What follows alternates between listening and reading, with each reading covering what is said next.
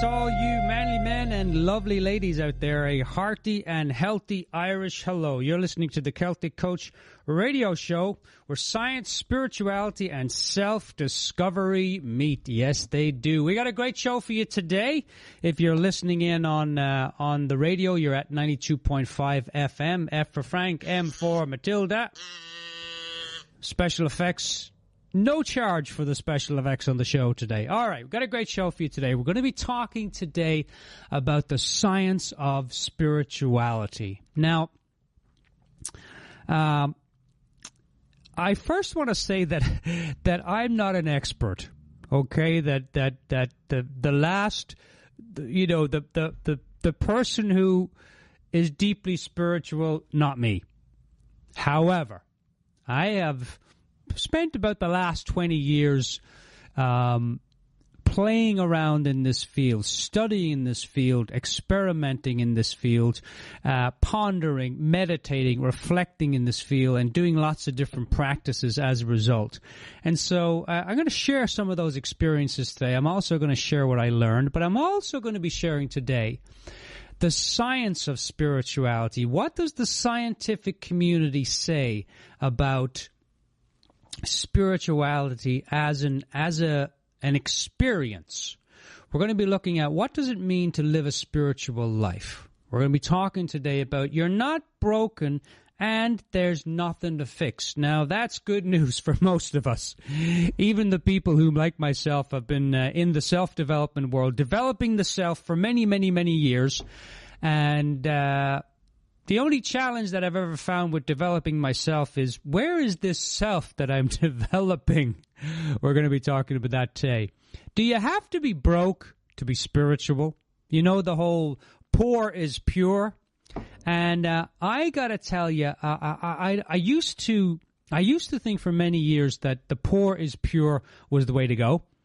And then I realized after some years of studying and reflecting and doing some spiritual practice that the more I have money, the more I have to share. And so this whole poor is pure and you got to be broke to be spiritual, it's absolute rubbish. We're also going to be talking about, are we living in a hologram or a holographic universe? Is everything that we see being created as we look at it? Are we participators in this universe, or are we simply observing? Ooh, that's a big question. We're going to talk about what that truly, truly, truly means. And the last part of our show, intuition on demand. How we already have built in within us intuition on demand, which means that we can harmonize our brain and our heart to be able to connect to wisdom, to intuition, to insights, to awareness, to a new perspective in a moment. We're going to be talking about that today, really, really, and I'm also going to be sharing a technique with you that will change your life.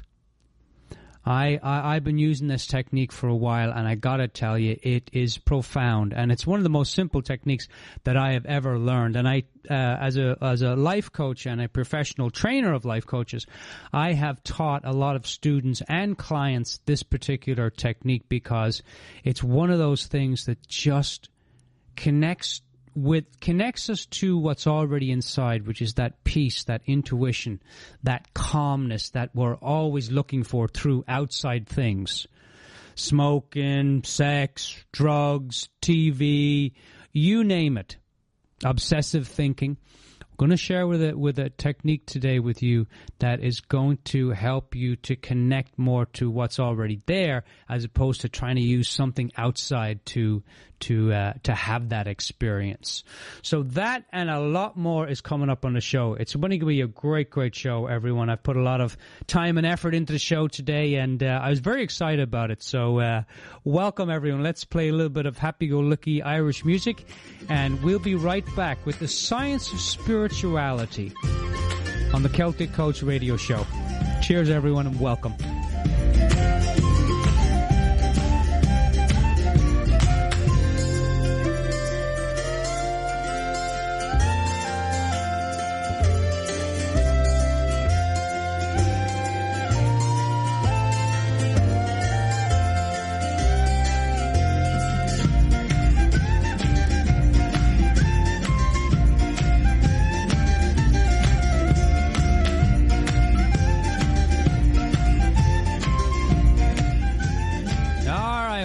everyone, to the Celtic Coach radio show where science, spirituality, and self-discovery meet.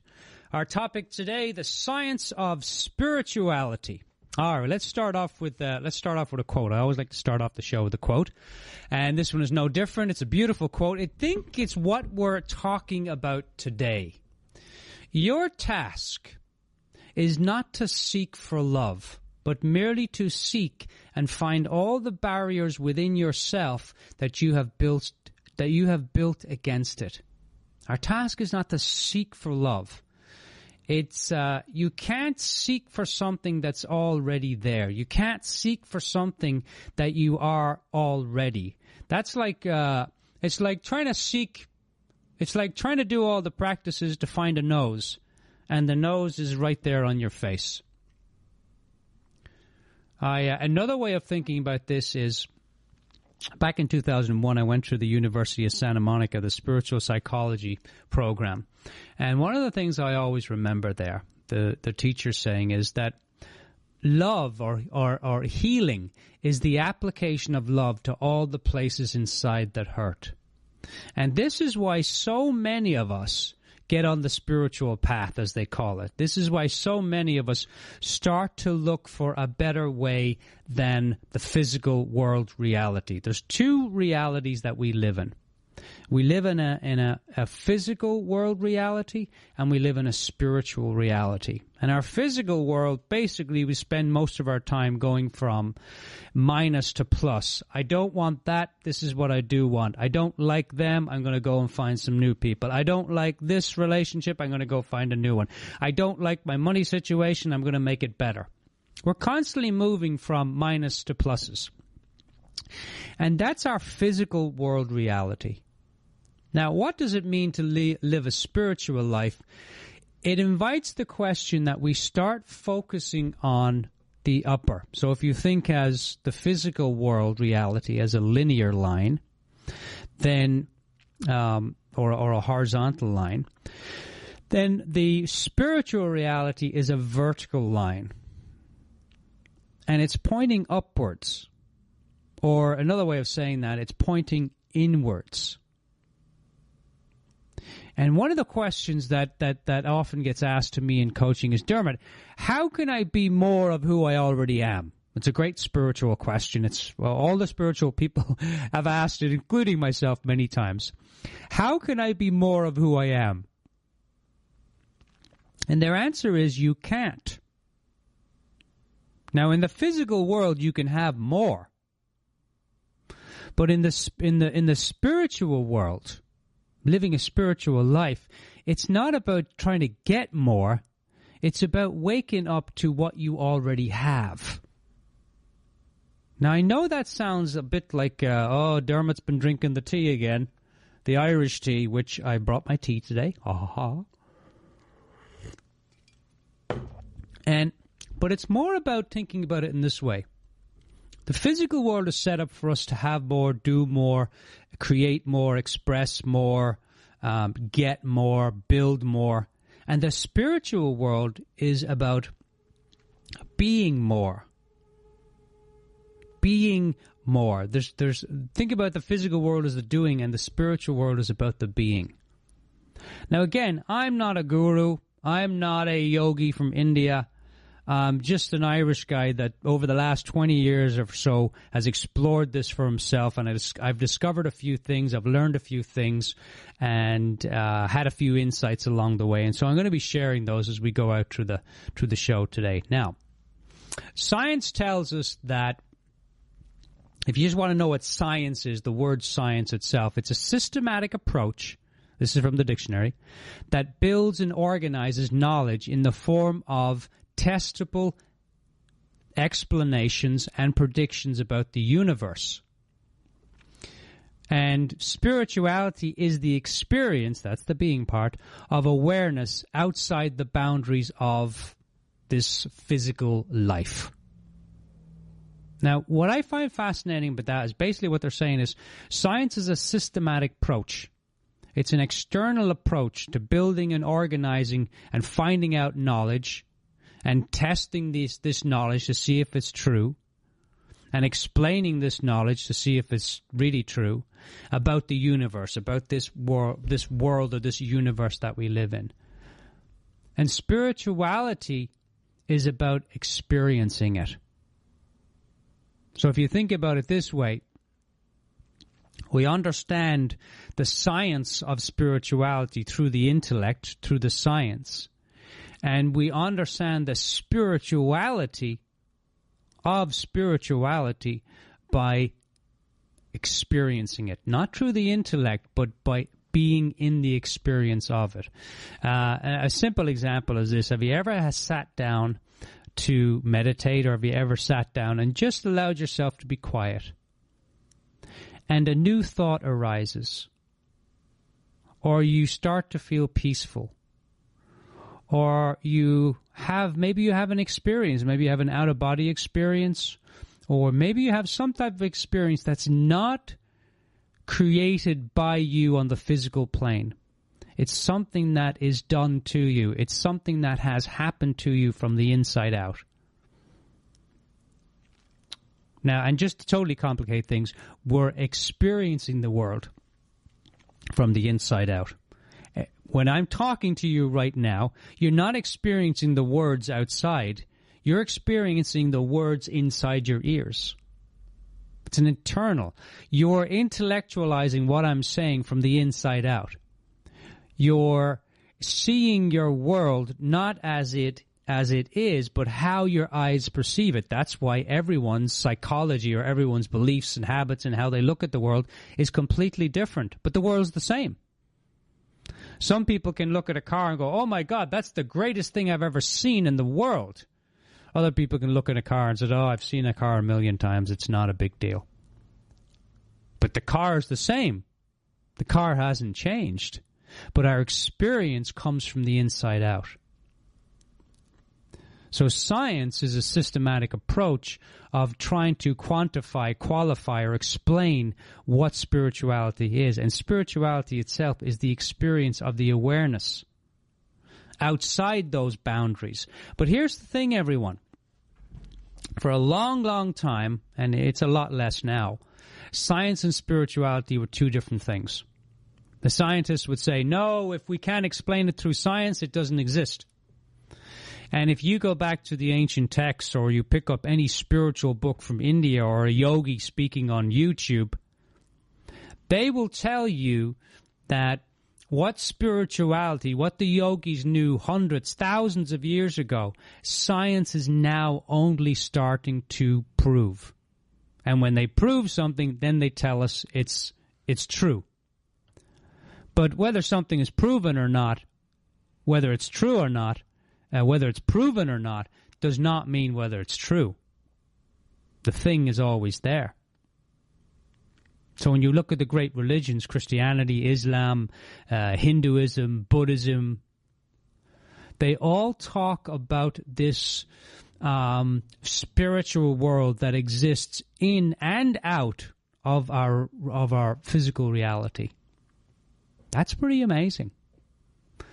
Now, I'll share an experience. I was about 10 years ago, I did a peace walk across the country. And it was to raise funds to build a school in India. And for part of it, half of it, I dressed up as Mahatma Gandhi, and I gave talks at schools and on the radio and newspapers and different things. Very cool. Very tough walk, but very, very cool. And very interesting because I was walking through, where was it? It was just at the tip of California. I was just getting ready to leave the desert there and go into, I think it was Arizona. Now I can't even remember. But I was getting to leave California. And I remember standing on this peak, and I was looking out at all the trees, and I was just, it was just a moment where I was just looking at the trees, and before I knew it, all the trees came alive. Now, I don't mean that they started talking to me, but it's like I never saw them before. The colors were incredible. It was like everything was glowing. Now, I've looked at pine trees a million times in my life. There's nothing miraculous about that. So the pine trees hadn't changed. But something coming through me, I wasn't doing it. It was being done to me. Allowed me to see the trees in a completely different way. And I remember standing there thinking, wow, what is going on here? Has somebody slipped something into my water while I was hiking? I doubt it. And I stood there, and this feeling of just pure bliss came over me. And I remember standing there, and I thought, oh my gosh, my heart's going to explode here. I can't believe how just beautiful these trees are. But you see, the trees hadn't changed. No one had jumped up on the trees and were painting them. No one had dressed the trees in dresses where they were all beautiful looking.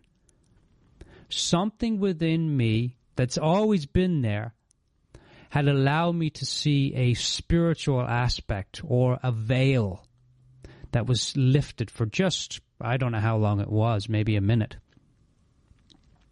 And I got to see the formless form. You see, when we, and that was a really powerful experience for me. It really was. I was like, wow, there's a lot more going on in life than I see. There's a lot more in life going on than I think is going on. And I think that points to the science of spirituality. Because science will tell us that quantum mechanics now and quantum physics tell us that everything that's form, everything that's you can touch, materials, is actually energy. Now, for years, spirituality has said that energy became form. That first was the word or the om or the sound vibration. And energy became form. And now science is catching up, and they're telling us that everything in this universe that's form is actually energy. So science and spirituality, whether people think they are different, they're not. They're absolutely the same. They're just coming from it from different points of view. Fascinating. So what does it mean to live a spiritual life? Well, that's really personal. It means different things to different people. What it means to me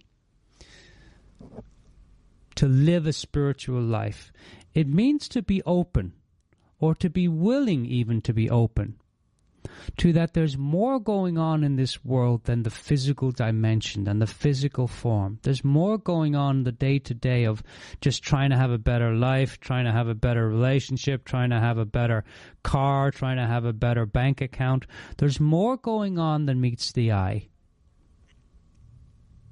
Now, we're told this throughout history, that we're not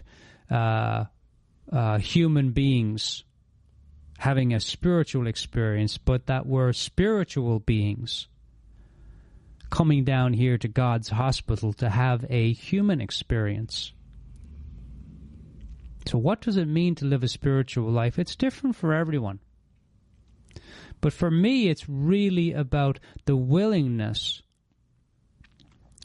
to see what's really there. It's the willingness to go inside, and as Rumi says, to let go of all those barriers within us that we've built up against feeling, expressing, projecting more love out into the world. The science of spirituality in its essence. Oh, Dermot, you're going back to the Beatles now. Don't tell us it's all about love. That's exactly what I'm saying. It is all about love. The more I practice, meditation and yoga, and the more I practice allowing my heart to open, what I'm noticing is it's more about love. It's more about love than anything else in this planet. And spirituality and science are helping us to understand that in a different way. Oh, it's deep, Dermot. It's deep. All right, let's. What do we got? Oh, we got 4 minutes. Okay, so we'll put this into another context. So what does it mean to live a spiritual life? It means whatever you decided to, whether you do yoga, meditation, whether you just want to be a good person, whether you try your best every day to grow, expand, to nourish yourself, to be kind to others. What does it mean to be a spiritual life? It means everything and anything that helps you to connect to that which you are, whether that's yoga, prayer, affirmation, chanting, meditation, whatever it might be, standing on your head, Sufi dancing, whatever it might be. Because as Bono says, all the roads lead to one, you know. All roads lead to where you are. All roads lead to the one. And however you get there, however you connect to that which is already there, because the journey is not the destination. Never has been. Never will be. So here's your question connected to that. What does it mean for you to live a spiritual life? And what might be one way that you could connect to yourself? What would be one way that you could start to move in the direction of experiencing more spirituality in your life? However that looks for you, whether that's opening your heart, whether it's, whatever it is for you. What does it mean to live what does it mean to me to live a spiritual life? It's a great question to ask yourself. Quite a deep question. Take some time and ponder it.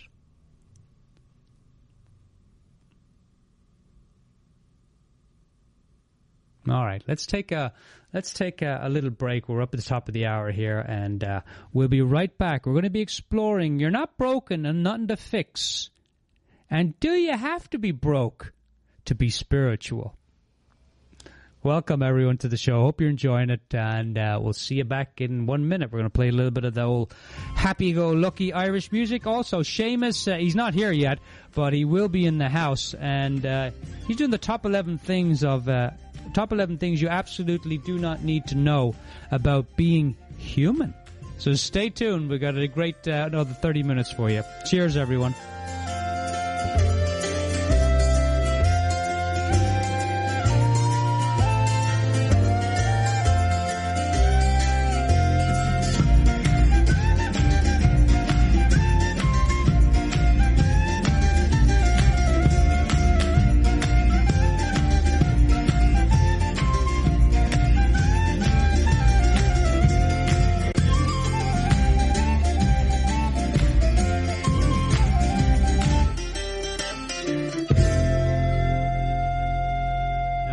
Welcome back, everyone. You're listening to the Celtic Coach radio show where science, spirituality, and self-discovery meet. All right, we're talking today about the science of spirituality.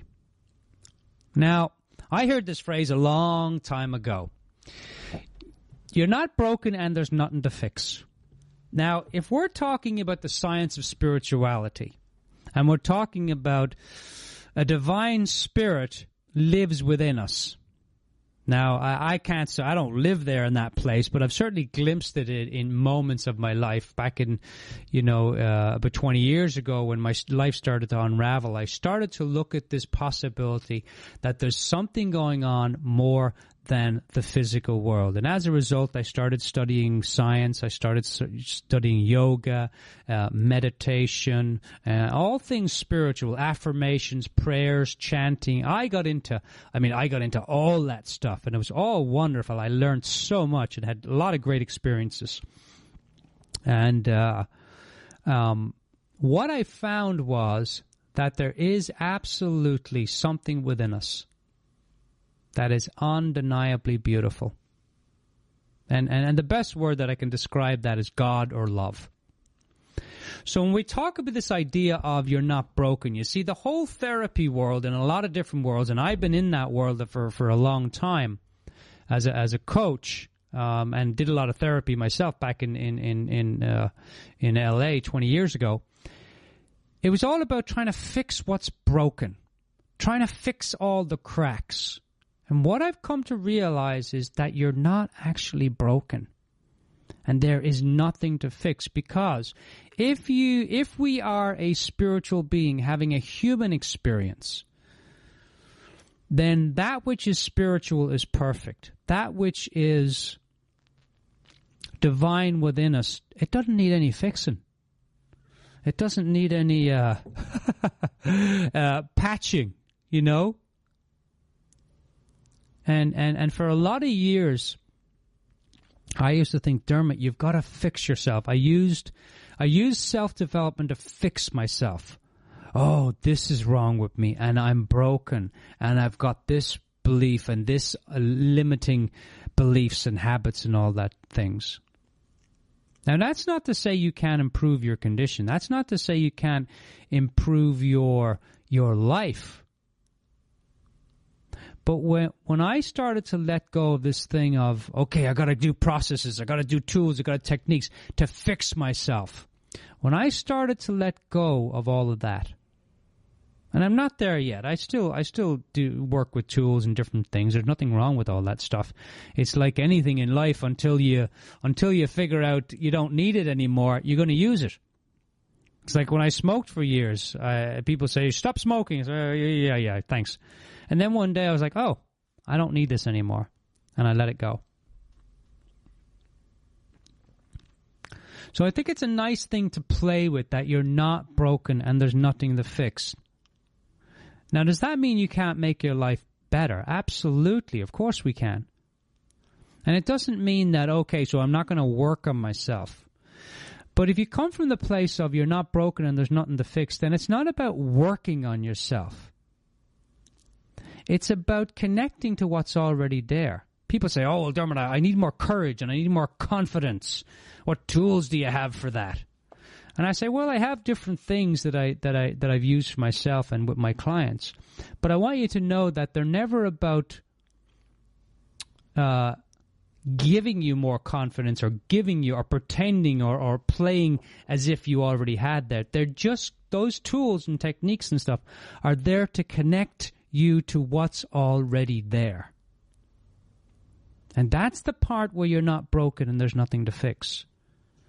Because you're using those tools to connect to courage, confidence, joy, peace, whatever it is you want. It's already inside of you. It has to be inside of you. The world is created from the inside out. We have a thought. And thoughts come to us all day long. We live in a thought-created universe. First was the word. That word came from a thought. And then we had that one big bang. That singularity that just boom, and energy went out and created the universe, created us and everything else. So if you're in therapy, great. If you're doing things that help you, great. But no, you're not broken. There's nothing to fix. Because everything that you are is already inside. Everything that you're looking for is already inside. And we can use these tools and processes and techniques, and I train them, and they're very helpful. Very helpful. But remember, it's never the tool that is the experience. It's never the tool or the process that's creating the experience. It's just moving whatever's in the way so that you can have that experience. It's worth remembering. Worth remembering. All right. Are we living in a hologram? Are we living in a holographic universe? Now, this, to me, is mind-blowing. The physics of our connection with the world. I'm going to share a few things with you. Einstein, you know that really smart guy? Yeah, with the wild hair. Einstein, he was trying to look for one theory that would explain everything. And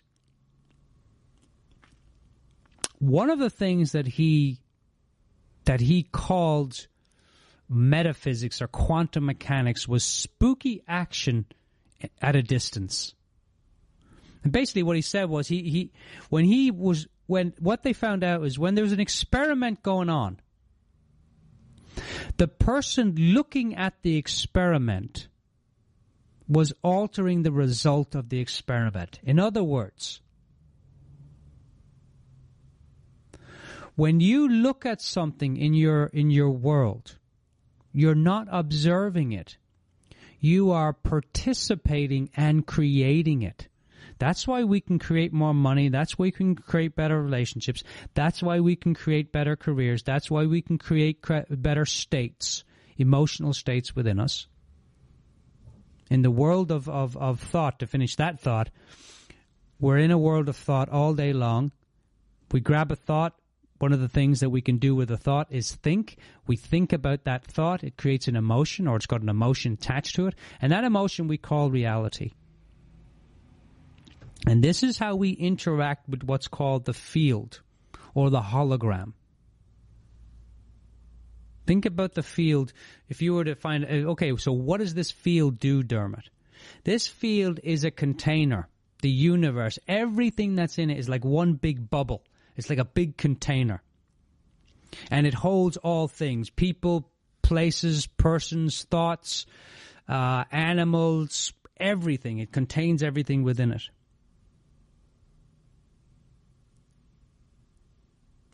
And this bridge, this field of energy it's like a bridge, and it connects. It's between us and the world. It's a field that we're constantly creating from it.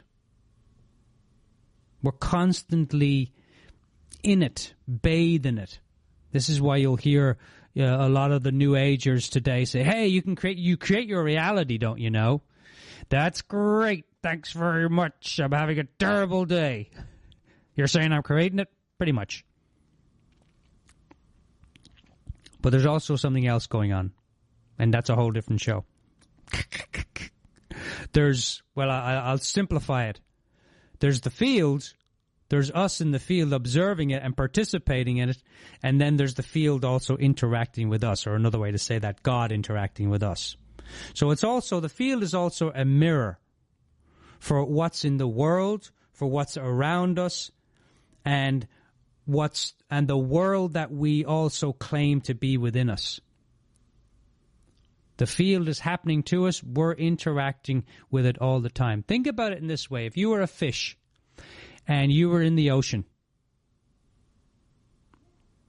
and somebody told you, hey, there's something else besides water, you couldn't believe them. You wouldn't believe them because you're a fish. You're in water all day long. We're in this field all day long. But the difference to the fish is we don't know that we're in the field.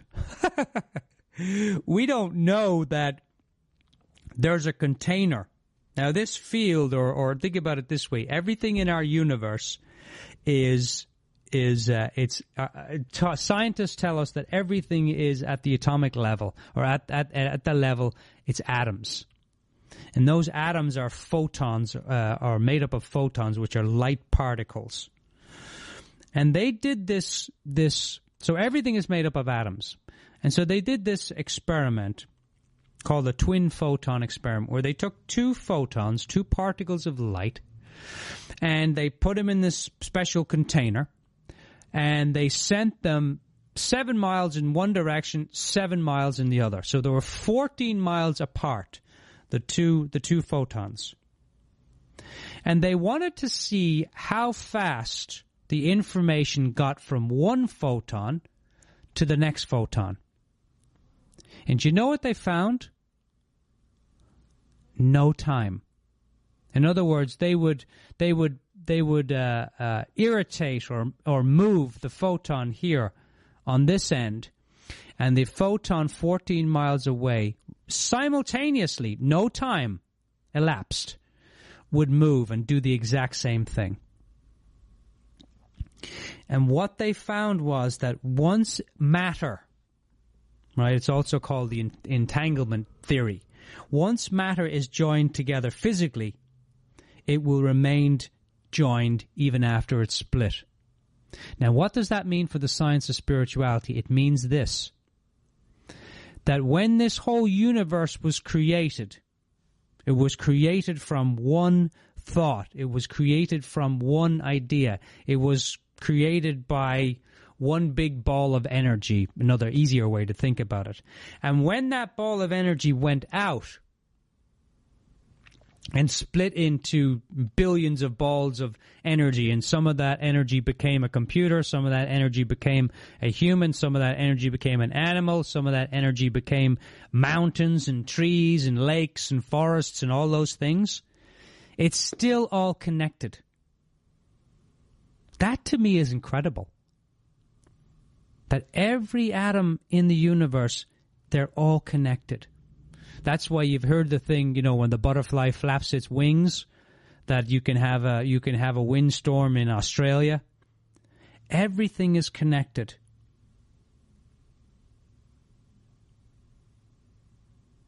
The Big Bang was one singularity, was one thing that happened, a point of time and energy, and went out.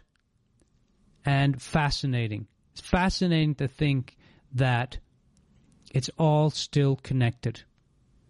Scientists reckon that if you were to take all the space out of all the matter and just put all the atoms back together, the universe would fit into the size of a pea, because everything in our universe is at the atomic level mostly just space. That to me is fascinating. It's just fascinating. The word spirit or inspiration comes from the word spirit, inspiration, to be in spirit. So in terms of our holographic universe, here's the thing. What scientists have found is that this entire universe, every piece of the universe, every piece of the hologram, mirrors the whole. If you were to take one atom and look at it, it would mirror all the atoms of the universe. The every piece of the hologram mirrors the whole. Scientists have also found now that there's no separation. There's no separation, there's no space or time in this hologram. That everything is happening now. And we say, well, Dermot, there's today and tomorrow. No, there is no, in that world, in this world of holographic universe, there's no space. Everything is happening now. You can think about tomorrow, but it's not happening now. It's happening maybe in your thought system and you're worrying about things, but it's not happening now. When you get to tomorrow at 5 o'clock, it'll be happening now. But you can't jump to the future, jump to the past. There's only ever now. Which I find that wonderful. I think that's amazing. That we are living in a holographic universe. And now, how do we interact with that? We interact with that holographic universe through our thoughts. Thoughts are coming in all day long. We interpret those thoughts, we think about those thoughts, we give meaning to those thoughts. That creates a feeling. That meaning creates a feeling. That thought creates a feeling. And we say that that's our reality. But every person on the planet is living in their own reality. Every person on the planet is living in their own psychology. There's not just one. Every person thinks about their lives differently. And therefore, that's their psychology. Everyone experiences their day differently. And that's, you could say that every person on the planet has their own unique holographic universe going on. Because everyone's, what's the word? Working with or there's a word, interacting. Everyone is interacting with the field of the hologram differently. It's amazing. It's absolutely amazing to think that we live in a holographic universe.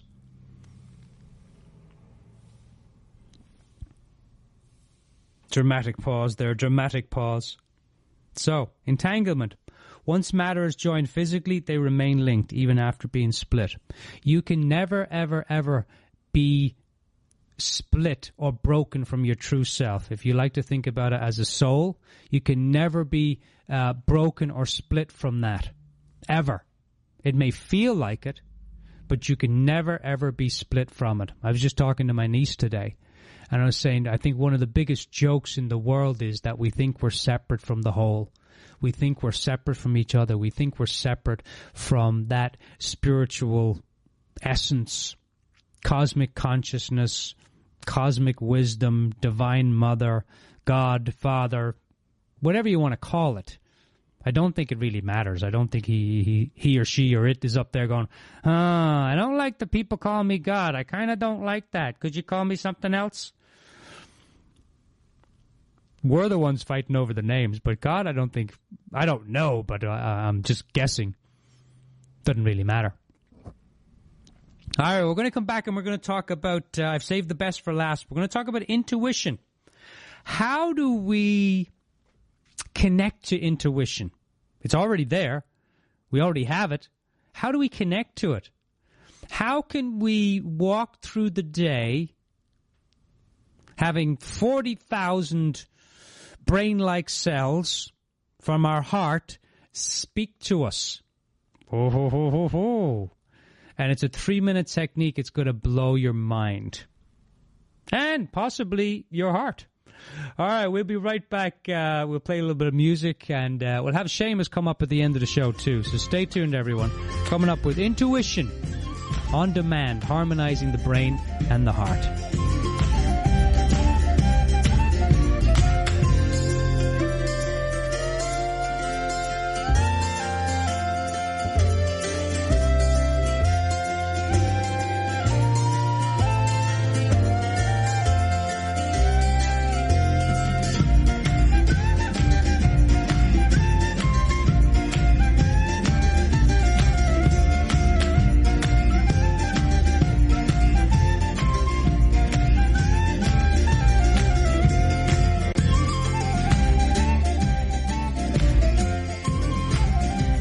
Welcome back, everyone. You're listening to the Celtic Coach radio show where science, spirituality, and self-discovery meet.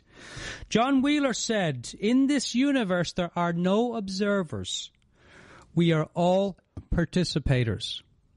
We are creating our experience through our thought, via thought, every moment of every day." That's powerful. That is powerful, just to think about that. We're creating our universe, our world, our lives, in every moment of every day through the power of thought. And we can interact with this field. Now, what scientists have found around spirituality, what I find just mind-blowing, is that when we're stressed, when we've got negative emotions, they have an impact on our DNA. Now, that's powerful because basically what they said was positive emotions relax the DNA. And when we're stressed, it tightens the DNA. And the tighter your DNA is, you start to suppress its usefulness. Which is, I think, is just fascinating. If protons are light particles,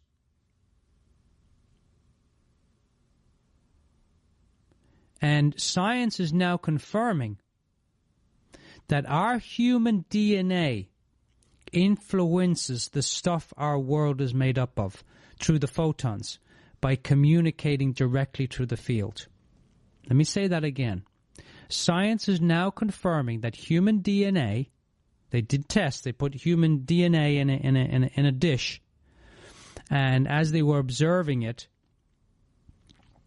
they were able to tighten the DNA by negative emotions, and they were able to relax it by positive emotions, by talking to it.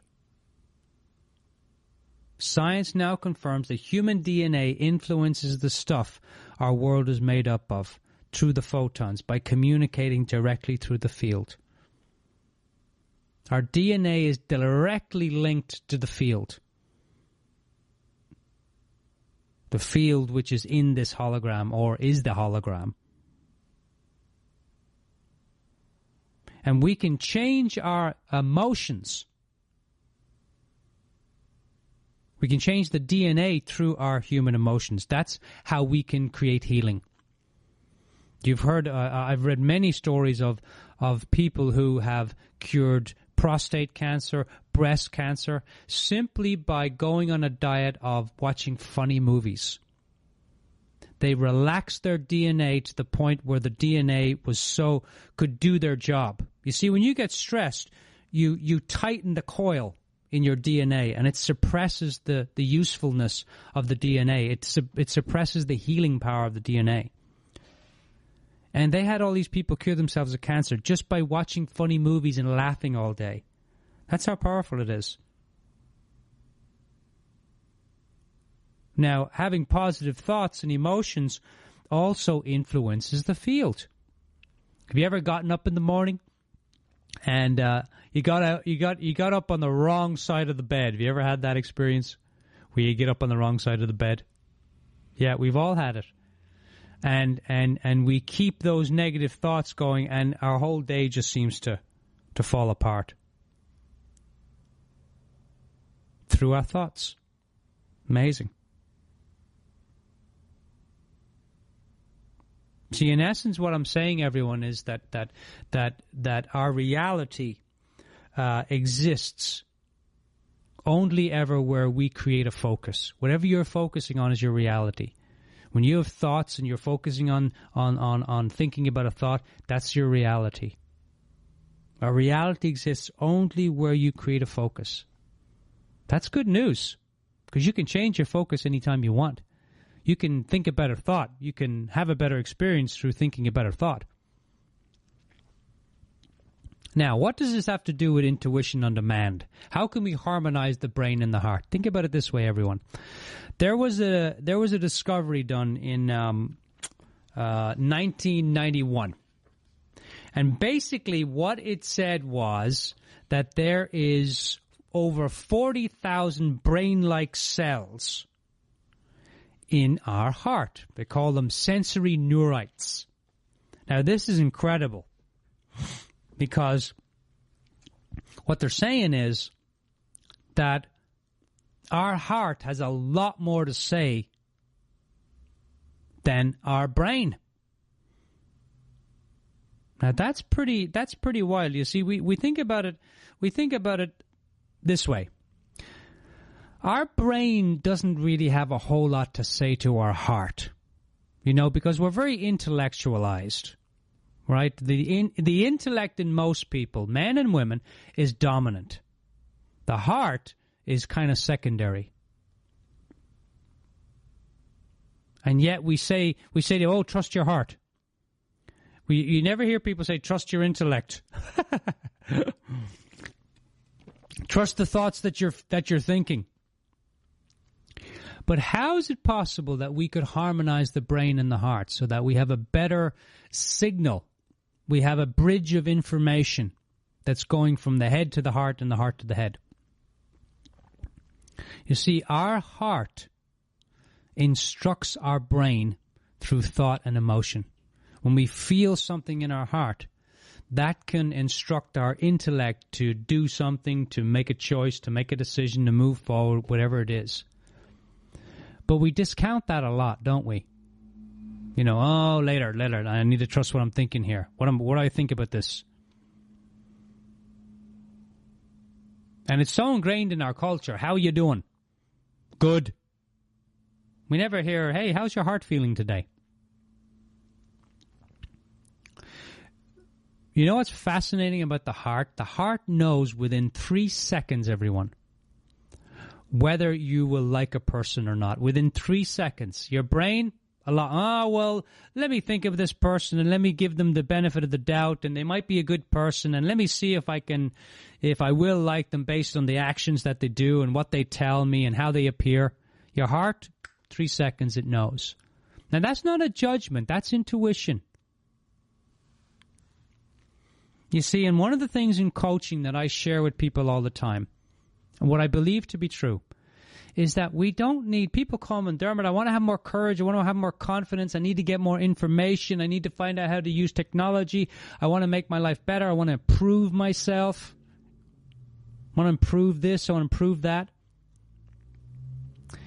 And you know what we need more than information about doing those things? Is we need clarity. Clarity is what we need.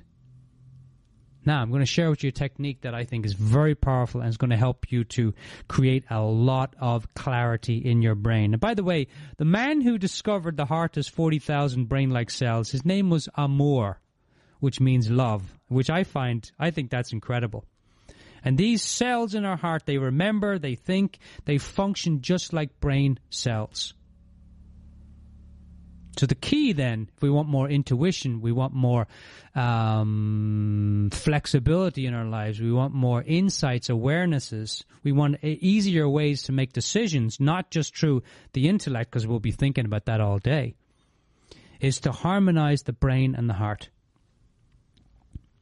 That's one of the best ways I have found. Now, by the way, this technique that you're going to learn here in a second, at least 1,300, what they found, biochemical positive reactions kick in when you use this technique. And those positive chemical reactions, those 1,300 or so, dopamine, all those nice feeling good drugs that the brain, chemicals that the brain creates, they last for up to 6 hours. So I do this technique in the morning. It takes 3 minutes. And it's a really, really simple technique. But I could do a whole show on just the technique itself.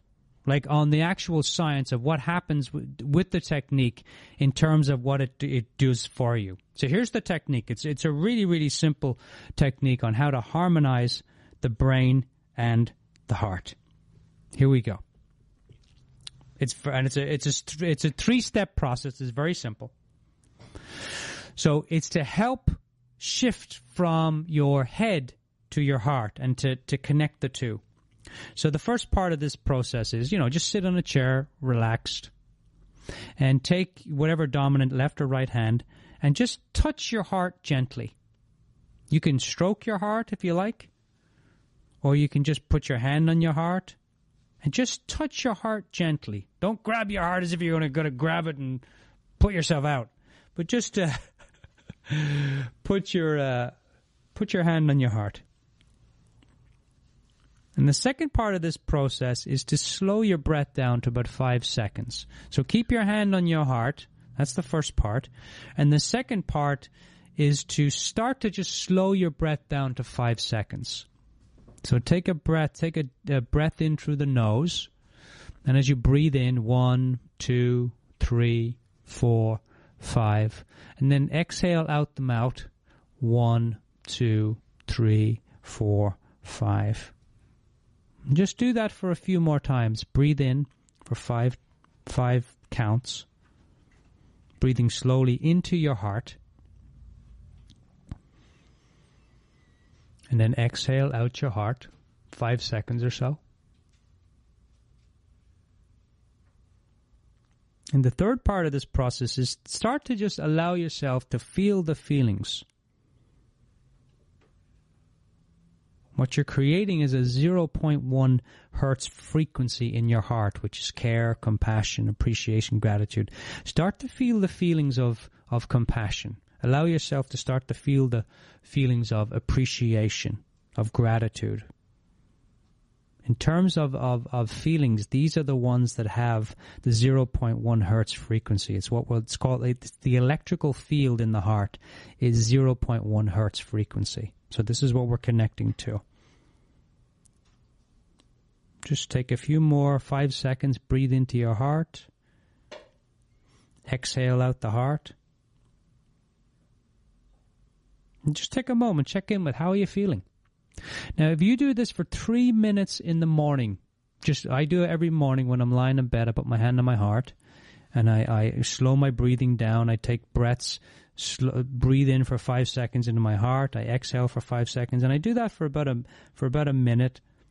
and I just allow myself to start to feel care, compassion, appreciation, gratitude. You can think about someone that you care for, appreciate, or something in your life that you appreciate or care for. And do it for 3 minutes in the morning, and it will set up a cascade of events in the body. Biochemical, positive events. Feedback, biochemical feedback in the body that will last as long as 6 hours. Your immune system will be strengthened. Your SIGA, the SIGA in the body, will be strengthened, vitalized. White blood cells will be cleaned, made stronger. I mean, the effects of this are incredible. And we can simply use this to create healing in our bodies. It's a very, very powerful, powerful technique. All right, we got one part of our show left. We're going to bring Seamus on. About 5 minutes left in our show. I'm going to bring Seamus on to do the top 11 things you absolutely do not need to know about being human. Stay tuned, everyone.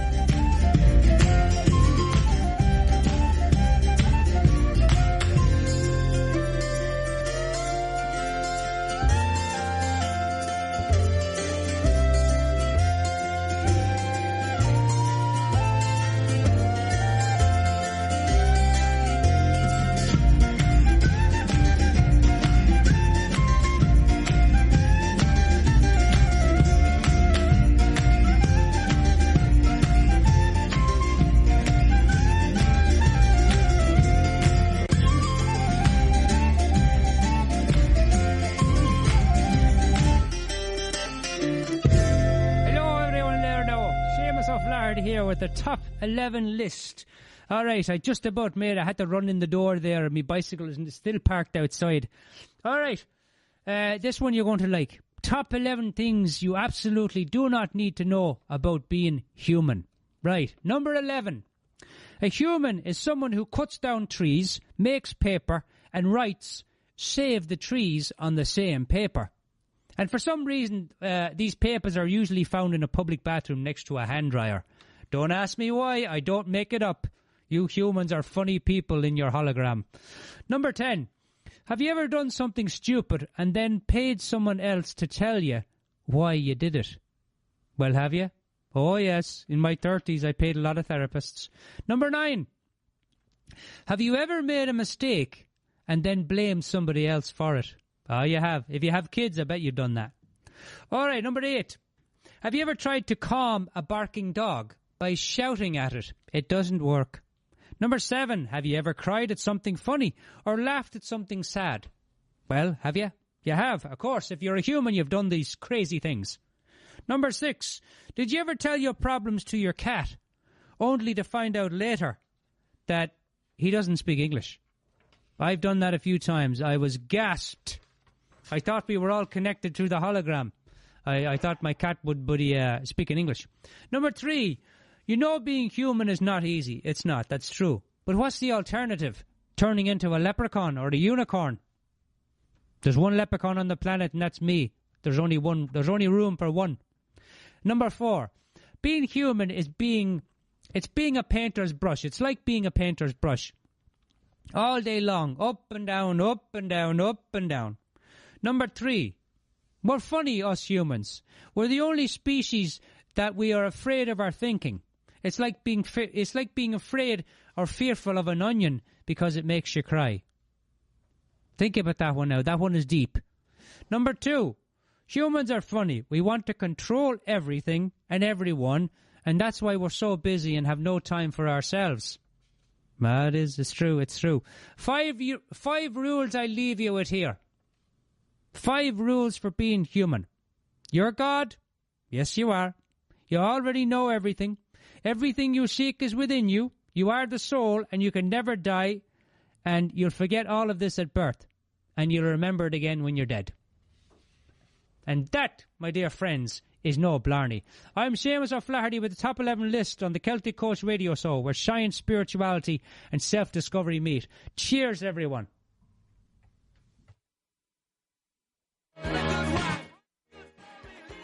Very nice, Seamus. Very nice indeed. Finally, he's got something funny to share on the show. I'm just joking. That was pretty good. All right, everyone. It's time to wrap up the show. The science of spirituality. It's a big subject, and I mean, you couldn't do it in one show. You could barely do it justice. But some of the things just to remember as you walk away from the show, or maybe you're driving away, or maybe you're jogging away because you're listening to it on your iPod. A few things to remember. Living a spiritual life is nothing more than being willing to be open to things that are not so cut and dry. Living a spiritual life is more about being open to allow yourself to change, allow yourself to have more flexibility. Now, how you do that, how you create that, that's your own deal. But living a spiritual life, it's a very personal thing, whether it's yoga, meditation, affirmations, whatever it might be, prayer or service, whatever it might be. So your question, what does it mean to you to live a spiritual life? And remember, there's nothing broken, there's nothing to fix. If we are all part of this hologram, and if we're all part of the field, and everything came from one thing, and nothing is never disconnected, as we talked about in the show, then we're always connected to that part of us that is wise, is wisdom-filled, is intuition-filled, is divinely filled. We're always part of that. We just got to, do some practices, whatever it might be, to move all the mud out of the way so that we can connect back to that. The hologram is not going anywhere. And if we truly live in a hologram, well, that's good news for us because we can play with it through our thoughts. We can create experiences. We can live our lives in a way that is in alignment with our values. And when we do that, we interact with the hologram in a very meaningful way. If we use our thoughts to beat ourselves up and beat the crap and judge ourselves, then we interact with the field or the hologram in that way, and the results are not too pretty. So we can change our experience through the field with our thoughts. Take that the technique that I shared with you today. Try it out for 3 minutes every morning. It's just 3 minutes every morning. And see what it'll do for you. I've found it to be such a powerful, powerful experience. And 3 minutes in the morning is all it takes. And you will have over 1,300 biochemical positive reactions in the body that will help you to stay strong. So the last question, what's missing in your life? What's missing in your spiritual life? And what are you doing to keep it out? What does it mean to live a spiritual life? What's missing in your spiritual life? And what are you doing to keep whatever's missing out? If you want to find more, you can go to thecelticcoach.com. And if you want to get a copy of the show sent to you for free every week, I send it out every Sunday night. Just go to the Celtic Coach, CELTIC, thecelticcoach.com, and put in your email there, and you'll get a free PDF. And I'll also send you the show, a link to the show every Sunday night. All good. And reach out. Tell us what you thought about the show. I'm going to throw it up on a few of the media outlets there and share in the comments. And until the next time, everyone, have a scientific, spiritual, wonder-filled, joy-filled, peace-filled, crazy-filled life. I'm the Celtic Coach. Think big, have fun, stay curious. And that, my dear friends, is no blarney. Cheers.